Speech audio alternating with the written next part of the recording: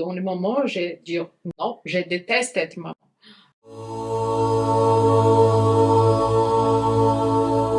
Soient tous bienvenus sur notre premier podcast sur le sujet de la parentalité consciente. Avec la collaboration du studio Vanessa Hot, c'est un podcast sans tabou et sans U. Merci Amanda pour ce moment-là. Merci de me dire oui. Merci de croire à ce projet. Et puis on y va. On va parler de ce sujet que c'est tellement sensible et pas trop touché pour les gens. Alors, je suis très, très, très ravie d'être ici avec toi aujourd'hui, Chris, et aussi d'avoir ce moment de partage. Comme on avait parlé entre nous avant, je pense que c'est important pour les gens, notre première fan qui vont nous suivre, qu'ils comprennent déjà de base pourquoi nous sommes en train de faire ça, n'est-ce pas? Est-ce que toi, tu pourrais nous dire c'est quoi pour toi aujourd'hui que ça te donne envie d'aborder le sujet de la parentalité ou qu'est-ce que tu as vécu, qu'est-ce que c'était tes expériences qui t'ont amené ici? Alors, moi, je suis maman de deux beaux garçons, un de 13 et un de 5 ans. Et puis, le premier, c'était mon projet pilote. Alors, je ne savais rien par rapport à la parentalité. Et puis, cette histoire d'un bébé, il est né, il y a une maman aussi qui est née avec. Alors, moi, je suis d'accord en partie. Pourquoi? Alors, on vient plein des instants, et puis avec nous, quand le bébé il arrive, mais on a beaucoup de programmation aussi. Alors, par rapport à l'éducation qu'on avait reçue quand on était petit. Et puis, cette éducation, elle la tape très fort quand notre bébé il arrive. Et puis, on a la tendance de répéter les choses que nos parents ils faisaient avec nous. Et puis, c'est là que je me suis rendu compte qu'est-ce que mes parents ils sont me donné? Oui, c'était bien, mais il y avait des choses que c'était pas très cool, c'était pas très bien. Et puis, c'est pas que c'était trop mauvais, mais je pourrais faire mieux. Et puis, c'est là que j'ai commencé à chercher. Et puis, j'ai trouvé la parentalité consciente. Et puis, j'ai trouvé que ça faisait tellement de sens, à mon cœur surtout. Et puis, j'ai dit, oui, c'est possible de faire grandir un enfant sans cri, sans être à le respecter, mais le respecter pour de vrai et pas imposer nos envies pour cet enfant. Donc, c'est comme ça que j'ai commencé avec la parentalité positive. Qu'est-ce que c'est pas facile tous les jours? Tu es d'accord avec moi? Parce que ben là, quand on dira, maintenant, j'essaie de faire une éducation plus consciente avec mes enfants, alors les gens, ils pensent, cette maman, elle ne crie plus, elle ne perd jamais la maîtrise des choses, elle va être toujours zen. Ce n'est pas vrai du tout. Alors, on est aussi des êtres humains et on va faire des fautes. Donc, des fois, oui, je vais crier, mais la différence, c'est qu'on a cette conscience qu'elle vient plus vite. Et puis, c'est plus facile de rattraper et causer moins de trauma à nos enfants. Donc, je trouve que c'est là que j'ai commencé mon chemin. Et puis, je suis vraiment contente et vraiment ravie de trouver ce chemin et puis de changer cette voie et puis casser cette chaîne d'éducation qui avait, je ne sais pas, déjà 2 ou 3 générations dans ma famille. Et puis toi, Amanda, alors, tu es maman, tu te présentes un tout petit peu? Moi, je vais me présenter aussi. Avant que je me présente, je pense que c'est important de dire aux gens qui nous écoutent qu'en fait, comme au fur et à mesure, on va amener plusieurs expériences, plusieurs outils aussi pour une parentalité plus consciente. Je pense que c'est important de dire tout au début que c'est toujours comment on peut s'améliorer déjà en tant qu'être humain. Bien sûr, maintenant nous sommes dans un moment dans le monde qu'on a plus d'informations, on a des articles qui sont sortis. C'est jamais pour entrer dans rôle de jugement de nos parents. C'est jamais dans rôle de dire oui, mais en fait j'étais un enfant qui était tapé, oui, j'étais un enfant qui a eu des agressions physiques ou verbales. Non, c'est jamais pour entrer dans cet scénario. C'est vraiment pour comment maintenant, avec cet âge adulte que j'ai maintenant, avec cette conscience que j'ai aujourd'hui, comment je peux amener conscience déjà pour moi-même et après pour ma famille. Je pense que avant que je me présente, c'est important de clarifier ça pour les gens qui sont en train de nous écouter maintenant. Alors, merci Chris pour ton partage. Moi, je suis brésilienne, comme toi aussi. On a oublié de dire ça Oui, tout au début. C'est pour ça qu'il y a tout petit peu d'accent, très léger, très léger. très léger. Je Vous trouve allez chaud. même pas se rendre compte. Oh oui, ici Non. en Suisse, les gens disent, Madame, vous venez de où? Vous avez un tout petit accent. Je dis, ah, vous êtes très gentil, hein, parce que j'ai un gros accent quand même. Mais je suis brésilienne comme toi. Et je suis dans le domaine de la pédiatrie, ça fait 11 ans maintenant. J'ai eu l'expérience de travailler avec la pédiatrie et également avec l'oncologie pédiatrique au Brésil. Et maintenant, je suis en Suisse depuis 5 ans, depuis 2019. Et en fait, je suis belle maman déjà. J'ai une petite dans ma vie, dans mon cœur, qui maintenant elle a 3 ans et demi. Et j'ai aussi maman. J'ai Jean, qui c'est mon fils, et qui maintenant il a plus ou moins 2 ans et demi. Et en fait, quand j'ai eu Jean, j'avais déjà Liana dans ma vie parce que c'est ma belle-fille. Et j'avais déjà cette première expérience que j'ai vu que même si on a la théorie, comment on doit accueillir un enfant, dès que l'enfant il est vraiment chez nous, matérialisé, c'est pas évident. Et en fait, quand j'étais enceinte à Jean, c'est là que j'ai commencé à m'intéresser pour la parentalité parce que je suis rendu compte qu'on a beaucoup de théories quand on est pédiatre, non? S'il y a un enfant qui arrive avec une pneumonie, je sais quel traitement, je sais quel c'est le suivi à faire. Un enfant qui arrive avec une bronchiolite, je sais quoi faire. Et en fait, on sont très fortes à donner des conseils aux mamans. Mais dès que c'est chez nous, dès qu'il y a un bébé qui pleure et que j'ai déjà fait toutes les techniques pour qu'il arrête de pleurer à cause d'une colique, par exemple, et là, j'ai dit, mais waouh, en fait, il y a vraiment un gap entre les suivis qu'on donne en tant que pédiatre au niveau maladie, on va dire comme ça. Bien sûr, la pédiatrie, c'est assez riche, on donne beaucoup de prévention. Mais il y a un gap entre qu'est-ce qu'on dit, les conseils qu'on donne au cabinet et aussi qu'est-ce qu'on fait pour des vrais à la maison et l'éducation qu'on donne aussi. Et bien sûr, comme j'ai dit tout à l'heure, on a déjà beaucoup d'informations. La psychologie, la pédopsychologie, elle a beaucoup avancé et évolué pour nous amener des outils de dire une maman, un papa, il aura toujours des traumas dans son éducation. Mais on peut améniser ça, on peut diminuer les séquelles, on va dire comme ça, entre guillemets, parce qu'on sait aujourd'hui que ça n'existe pas une éducation zéro trauma, il y aura toujours, Oui, parce que ça dépend aussi de l'interprétation de l'autre, non? Ça veut dire, moi, je peux donner toute la bienveillance que je peux donner, mais je suis pas responsable pour la façon que mon enfant va interpréter ça. Ça, je pense que c'est important pour clarifier pour les parents qui nous écoutent, et aussi les éducatrices, les soignants. Et en fait, il y a eu un moment que pour moi, c'était vraiment un moment que j'ai dit, waouh, là, j'ai besoin d'aide, là, j'ai besoin de également approfondir dans ma parentalité. Jean, il avait des coliques, il avait plus ou moins 3 mois de vie. Et en fait, il pleurait depuis 2-3 heures. Et à un moment donné, je me suis vue dans une situation presque déjà en train de les secouer. J'ai vu l'image dans ma tête. Et là, j'ai vu que j'étais fatiguée, privation de sommeil, tout ça. Et j'ai appelé les papas, j'ai dit, mon amour, s'il te plaît, viens, rentre à la maison, parce que je ne peux plus, ça fait 2-3 heures qu'il n'arrête pas de pleurer. Et ces jours-là, j'ai dit, j'ai quand même, j'imagine que j'ai une bonne tête. Je suis pédiatre, j'ai quand même un bon entourage, j'ai une bonne famille, je suis bien accueillie. Imagine les mamans qui n'ont pas ils ça, n'ont pas ça. qui n'ont jamais eu une bonne... déjà, qui n'ont Ils n'ont jamais, pas un réseau. pas un réseau, qui n'ont jamais priorisé la santé mentale, parce qu'aujourd'hui, on sait qu'une maman saine, c'est aussi une maman qui a une bonne tête, hein, qu'elle aussi, elle soigne sa propre santé mentale. Et moi, je fais ça maintenant, ça fait plus ou moins 4 ans. Et quand c'était dans ce scénario-là, j'ai dit, waouh! Oui, En fait, on doit parler de ça. Nous les mamans, nous les parents, on doit s'entraider. oui. Et puis, je trouve que c'est très important de dire aussi que des fois, on va sentir les pas envie de voir notre enfant, même s'il est là, on n'a pas envie d'être avec notre enfant.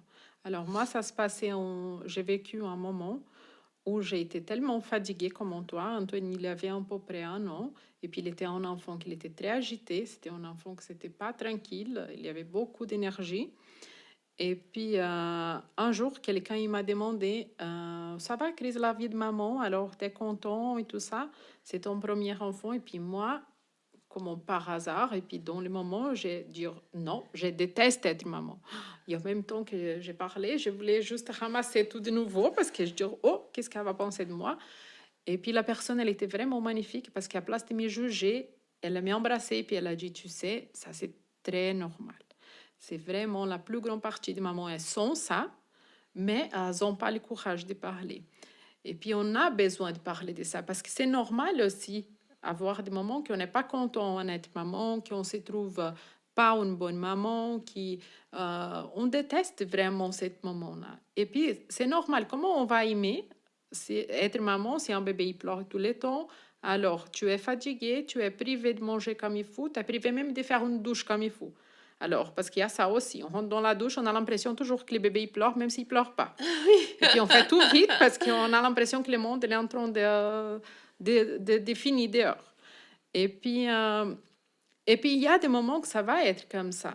Mais ça veut dire que tu n'aimes pas ton enfant ou que tu vas lui faire du mal. Ça veut dire juste que peut-être tu as besoin d'aller boire un café avec une copine puis sortir un tout petit peu de ce scénario. Et puis moi, dans mes recherches avec cette envie que j'ai là de comprendre l'être humain, et puis j'aime aussi la façon comment l'être humain il vit, puis comment il se développe.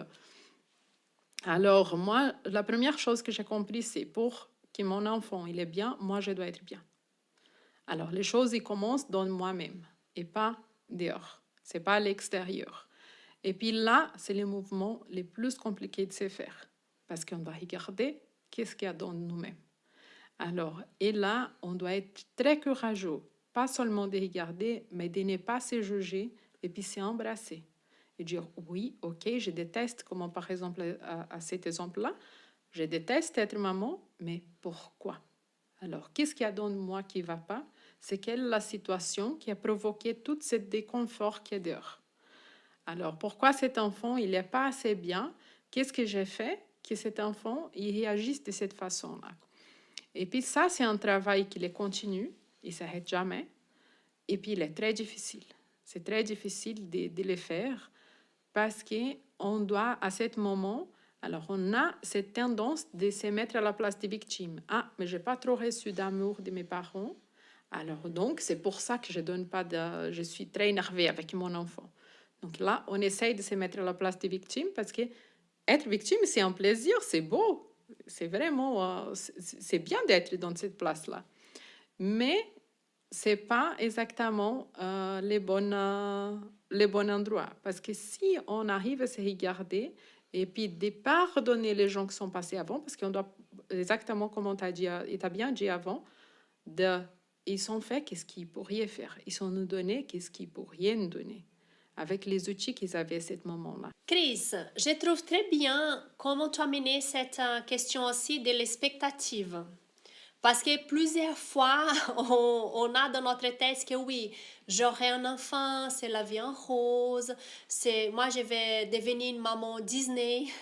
Oui. Dès que l'enfant naître, il y aura les chansons, je vais regarder dans les yeux, il y aura ces moments de partage, tout sera beau, et le papa qui va venir, va prendre l'enfant dans son bras, ça va arrêter de pleurer. Je sais pas, il y a plusieurs personnes qui ont cette vision, comme on dit, assez romantique, pas forcément que de la maternité, mais de la parentalité d'une façon plus large. Vraiment, que l'enfant il se réveille au milieu de la nuit, je viens, je fais une petite câlin, il s'arrête de pleurer tout de suite.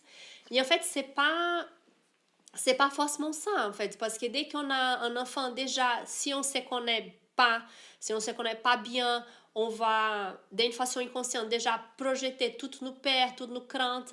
On va pas arriver à accueillir l'enfant parce que nous, on n'a pas fait ce travail d'abord de se accueillir.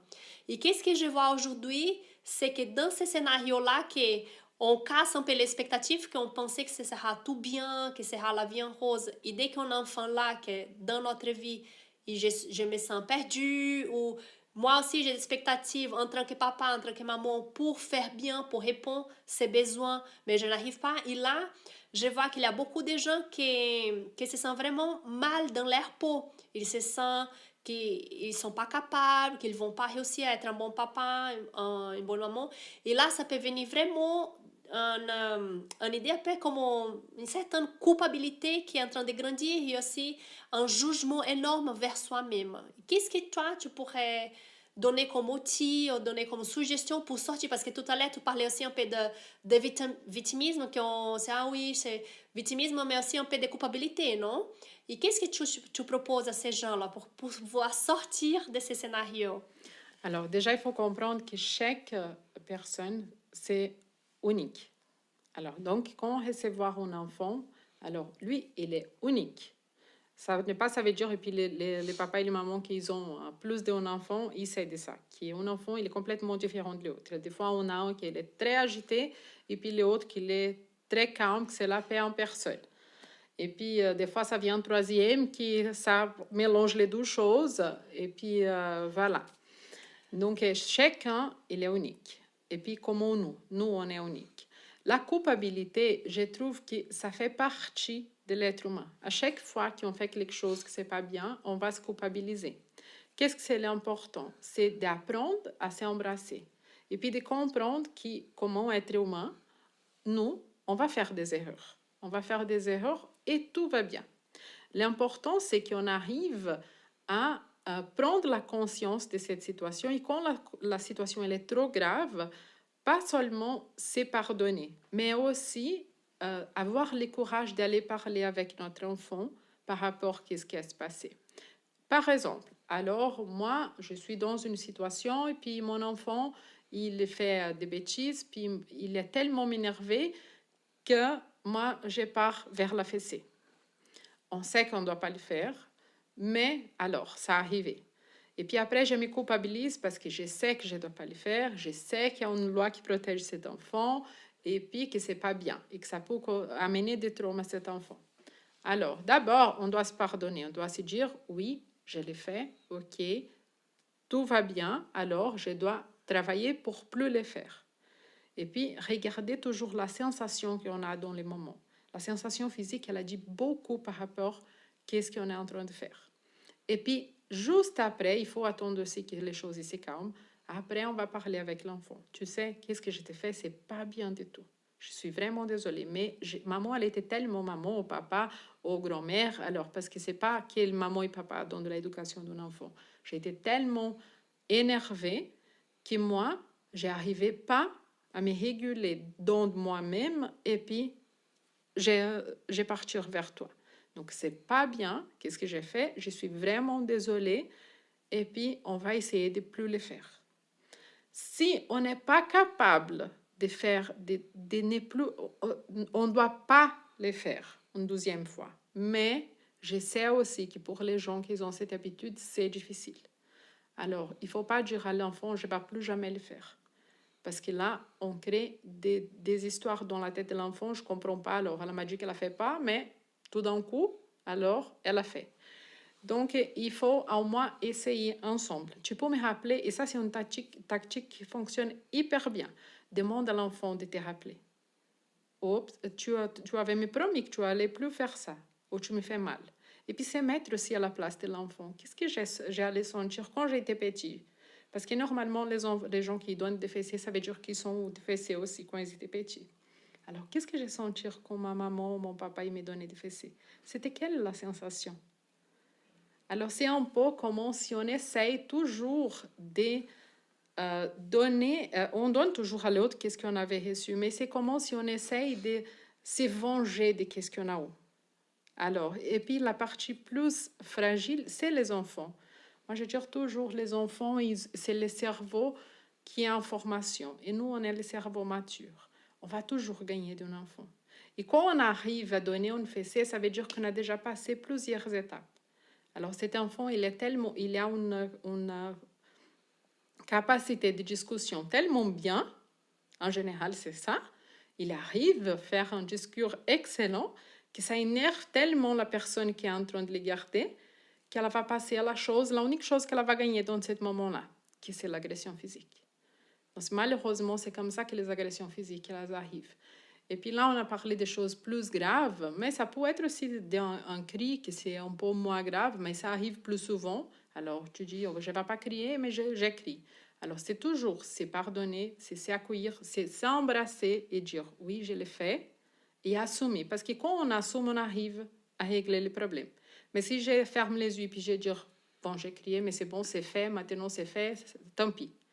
Là, on passe sur les problèmes, on les jette en bas d'un tapis, et puis on les laisse là. Et ça, c'est pas bien. Donc, c'est embrasser, et puis pour avoir la conscience de ce qu'on avait fait. Moi, je trouve que par rapport à ce que tu as dit, on peut faire plusieurs podcasts avec Ouais. presque chaque phrase. Oui, oui, Mais si je prends un peu les mots-clés ou les highlights par rapport à les choses que tu viens de dire, une que je trouve que c'était importante, c'est toujours rappeler les gens qu'un enfant, il a un cerveau en développement. Ça, je pense qu'il faut vraiment que vous mettez dans votre tête. Dès que vous regardez l'enfant, il est en train de manipuler, il est en train de faire des chantages. Chaque fois que vous venez, c'est des choses que l'adulte il fait, il a un visage qu'on voit, c'est comme si on interprétait en fait la façon que l'enfant est en train d'agir. Et là, en fait, il fait pas ça parce que comme tu viens de dire, là, son cerveau est en développement. Il faut toujours qu'on garde ses regards par rapport aux enfants. Non, il sait pas quoi faire. En fait, il est plutôt en train de faire qu'est-ce qu'il connaît, des choses. Il est en train de vraiment, comme le miroir, il est en train de réfléchir ça qu'il voit tous les jours et il fait des essais aussi. Moi, si j'écris, si je me jette par terre, c'est quoi que j'aurai par la suite? Ou j'arrive pas à gérer mes émotions, là, je vais aussi me jeter par terre parce que j'arrive pas à gérer mes émotions, parce qu'il sait pas, il est en train d'apprendre. Et là, je pense que ça mène beaucoup de légèreté quand on commence à amener ces regards aux enfants. Après, par rapport à la culpabilité, moi, j'aime bien voir la culpabilité comme un drapeau rouge. Quand je me sens coupable, il faut aussi accueillir ces sentiments, comme tu viens de dire. Il faut dire, OK, là, je me sens coupable. Je me sens coupable parce que je travaille trop. Est-ce qu'il y a quelque chose que je peux faire par rapport à ça? Est-ce que je peux améliorer par rapport à cette sensation? Est-ce que, par exemple, je peux avoir plus de temps de qualité avec mes enfants? Est-ce que je me sens tellement au bout, je me sens tellement épuisée que peut-être que je vais diminuer mon charge de travail, je sais rien, mais il faut toujours pas laisser ce sentiment grandir, mais plutôt savoir qu'est-ce qu'il veut dire à moi, est-ce qu'il y a des changements qu'il m'invite à faire. Et moi, je pense qu'en tant que maman, ça mène aussi une certaine légèreté. Et une autre chose que tu as dit que je trouve c'est très important, c'est que c'est très aussi puissant par rapport à la parentalité, c'est montrer les vulnérabilités. Je sens la plupart des parents, ils sont un peu perdus aujourd'hui parce qu'ils pensent qu'ils doivent être parfaits. Ils pensent que, OK, j'ai compris que si je fais certaines attitudes, mon enfant aura plus de trauma que d'habitude ou que les autres, je ne sais pas quoi, par rapport à tes références. Et en fait, là, je ne dois pas crier, je ne dois pas faire ça, Et dès qu'il crie, par exemple, il se sent vraiment mal. Je dis, là, je vais traumatiser mon enfant. Et en fait, on ne dit pas que les parents doivent être parfaits parce que la perfection humaine, elle n'existe pas. Ça, il faut bien clarifier pour vous. Ça n'existe pas pour vous. Ça n'existe pas un parent parfait, déjà de base. Et après, dès que vous faites une chose qu'après vous sentez que vous n'avez pas bien fait, il faut aussi montrer à votre enfant. Dis là, maman, elle n'a pas réussi à bien gérer ses émotions, elle vient de crier avec toi. Désolée, je pense, oh pardon, pas que je pense. La prochaine fois, comment je peux dire, j'essaie de bien extraire ça pour que ce soit clair. Je dis, maman vient de crier avec toi, mais c'est parce que moi, j'étais fâchée, ça ne me plaît pas. Il faut aussi montrer que toi aussi, tu as tes vulnérabilités. Ça, c'est important pour l'enfant, pour savoir, OK, j'ai fait ça, mais en fait, c'est pas bien. Ça, on peut faire la même chose, le même exemple par rapport à un gros mot. J'étais stressée, j'ai dit un gros mot, et après, tu peux dire, alors, maman, elle vient de faire ça, c'est pas bien. J'aurais pu, à la place, parler de ça, j'aurais pu utiliser l'autre mot, mais en fait, j'ai pas réussi à faire ça à ce moment-là parce que j'étais stressée. Mais je trouve que c'est important de te montrer mon gars, ma fille, oui. qu'en fait, j'aurais pu faire autrement. Je pense que montrer ses vulnérabilités, c'est autant important que mettre la conscience également dans son éducation. C'est très important ça parce que, alors, des fois, quand on parle de parentalité consciente, les gens ils pensent que la parentalité consciente, c'est la parentalité permissive. C'est juste. Et puis, Et c'est un problème parce que ça marche dans une ligne tellement subtile, tellement dangereuse, que des fois, les gens ils se trompent. Alors, pour moi, le plus grand problème de notre génération, je ne dis même pas avant, mais notre génération, c'est que déjà, on ne veut pas que nos enfants ils vécu la même chose qu'on avait vécu, mais de certaines choses, ils ont besoin. Parce que sinon, ils ne vont pas survivre dans la vie. On a besoin de la frustration pour apprendre de certaines choses dans la vie. On a besoin de comprendre qu'on ne peut pas faire tout pour les autres parce que ça blesse, alors l'autre ne va pas être content. Donc, et puis, c'est les parents qui doivent apprendre ça. Comme on t'a dit avant, alors l'enfant, il fait exactement, il y a une répétition des adultes qui sont autour de lui. Et ce n'est pas que seulement le papa et la maman. C'est papa, maman, les oncles, la tante, grand-mère, grand-papa, les profs d'école, alors les profs de musique. C'est tous les adultes qui sont autour de cet enfant dans la société. Les plus proches qui sont là pendant son développement. Et puis, on doit faire attention avec ça parce qu'on est tellement inquiète par rapport à l'amour de nos enfants avec nous. On est tellement ça, je ne peux pas crier parce que sinon il ne va pas m'aimer. Ah, si je lui donne l'enfant, il demande de prendre les chats pour les oreilles, on laisse parce que voilà, sinon il ne va pas m'aimer. Si je lui dis non, il ne va pas m'aimer. Et ce n'est pas comme ça. Alors, un enfant, il a besoin de limites quand même. Il a besoin d'un cadre. De la même façon qu'il a besoin de manger à l'heure, il a besoin de se doucher, il a besoin d'aller à l'école, il a besoin d'aller au lit, dormir une certaine heure par jour. Alors, il a besoin d'un cadre. Donc, quand je suis fâchée, alors, et c'est ça c'est la différence entre la parentalité consciente et permissive. C'est que quand je suis consciente, alors je sais que je ne peux pas crier. Mais je sais quand même que je dois montrer à mon enfant que je ne suis pas contente avec ce qu'il a fait. Alors, il a jeté quelque chose, un caillou, et puis ça a tapé quelqu'un, et puis ça a fait du mal à quelqu'un. Ce n'est pas que je vais dire, oh bébé, tu fais plus ça. Non, je dois être fière. Je dois m'y assurer. Et puis lui dire, c'est pas bien, qu'est-ce que tu as fait? Alors, ça fait du mal. Si c'était toi à la place de l'autre enfant, alors tu allais avoir mal. Donc, on doit amener cette conscience à l'enfant aussi. Mais ce n'est pas possible d'amener cette conscience à l'enfant si on n'a pas la conscience. C'est très important ça que tu viens de dire, parce que je pense qu'il faut aussi clarifier ça pour les parents, l'importance oui, de mettre un cadre avec amour, avec légèreté, en respectant les limites et aussi les rythmes de propre enfant, mais on peut dire non. Je pense que c'est très important de dire ça aux parents parce que quand on disait tout à l'heure que les parents ils sont perdus, c'est aussi parfois ils pensent que pour respecter un enfant, ils doivent jamais dire non. Et ça, c'est pas vrai. Parce qu'un enfant, il a besoin aussi des limites pour savoir que son limite finit quand ça commence les limites de l'autre. Il a besoin aussi d'un cadre pour savoir juste à quel moment il peut y aller pour pas mettre sa vie en danger. Par exemple, je ne vais pas dire ah oui, je respecte, tu es en train de jouer même si c'est sur l'écran. Non, ça, il faut pas.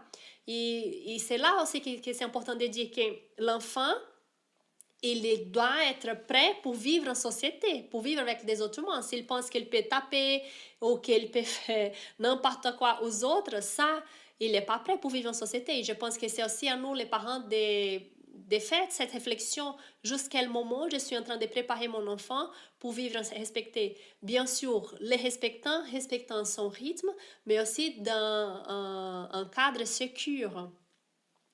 Et Chris, nous sommes en train d'aller déjà pour la fin de ce premier épisode. Et j'aimerais savoir qu'est-ce que tu peux laisser comme suggestion ou comme devoir avant notre prochaine rencontre. D'accord. Alors, la première chose, c'est de prendre conscience de qu'il ne commence pas à l'enfant. Ça commence dans de nous-mêmes. Alors, donc, on doit s'y regarder.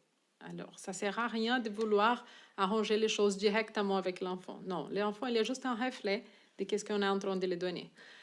Alors, moi, je vais dire, il faut toujours faire attention à les sensations physiques qu'on a. Alors, parce que cette sensation, elle a dit beaucoup. Alors, quand mon enfant, il fait quelque chose, alors, ça, et puis que ça m'énerve, c'est quelle est la sensation physique que j'ai là? Le cœur qui tape plus fort, alors la transpiration à la main, ou quelque chose qui m'attache à la gorge, la tête ça semble qui va exploser. C'est quelles les sensations? Et on doit les noter. quelles sont les sensations. Parce que comme plus on regarde cette sensation, plus on va trouver des outils pour qu'on arrive à trouver cette clé qui va ouvrir la porte pour la guérison. Parce que toutes ces sensations, ça va nous amener dans les moments où ça a commencé. Je vais vous donner un exemple. Alors moi, j'avais une grosse compulsion pour les sucres. Et puis, je ne savais pas pourquoi, mais j'ai commencé à faire attention à cette sensation. Là, je sais, il n'y a rien à voir avec l'enfant, mais c'est juste pour qu'on ait les choses un peu plus claires. Alors, et puis j'ai commencé à noter. Quand j'ai commencé à être, il y a mon cœur qui tape très fort, et puis cette sensation de gorge attachée, alors j'ai envie de manger du sucre. Ok, je mange du sucre. Pourquoi j'ai mangé du sucre? Mais c'est quoi que ça me cause, les sensations? Alors, et des fois, je voyais que c'était quand mes enfants ils faisaient quelque chose, ça me développait cette sensation. Et puis, c'est pour pas aller sur les enfants, alors j'ai allé sur les sucres.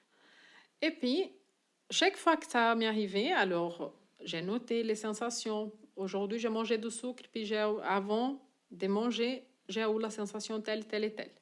Et ça a été déclenché quand l'enfant il a fait quelque chose comme ça. Alors, au bout d'un certain temps, alors je me suis rendu compte que quand j'avais 4 ans, alors j'ai vécu une situation où un adulte, il m'a obligée de manger du sucre parce que j'ai demandé tellement de fois, que la personne elle s'est énervée, puis elle a dit maintenant tu vas manger. Et puis, il m'a obligée à manger. Et puis, la sensation, c'était exactement la même physique. Donc, c'était là la clé pour ma porte. Donc, je devais resignifier tout ça pour pouvoir arrêter avec ma compulsion et aussi arrêter de m'énerver avec les enfants, même si je n'allais pas sur les enfants quand je m'énervais, mais ça m'a amené dans un autre endroit que ce n'était pas bien non plus. Donc, regardez et faites attention à les sensations physiques. Notez qu'est-ce que vous sentez lorsque l'enfant il vous énerve, lorsqu'un enfant il crie, quand un enfant il parle trop. Alors, quand un enfant il parle trop, alors j'aime pas trop, ça m'énerve, je commence à devenir inquiète. Alors, il faut noter, parce qu'il y a quelque chose qui est lié avec notre enfance toujours. Ça commence toujours dans de nous-mêmes et donc les choses qu'on a vécues pendant notre enfance. C'est jamais dans l'autre et surtout jamais sur notre enfant. Alors, j'aime bien cette suggestion de ces devoirs et pour ces exercices aux parents aussi. Si vous sentez, vous pouvez partager avec nous vos sensations. Vous pouvez écrire ici sur les commentaires et on se rencontre lors des prochains épisodes de notre podcast pour une vie avec plus d'amour et moins de trauma. Et plus de conscience. Et une vie plus de conscience, ça nous épanouit, ça sans doute. Au revoir. Au revoir, à bientôt.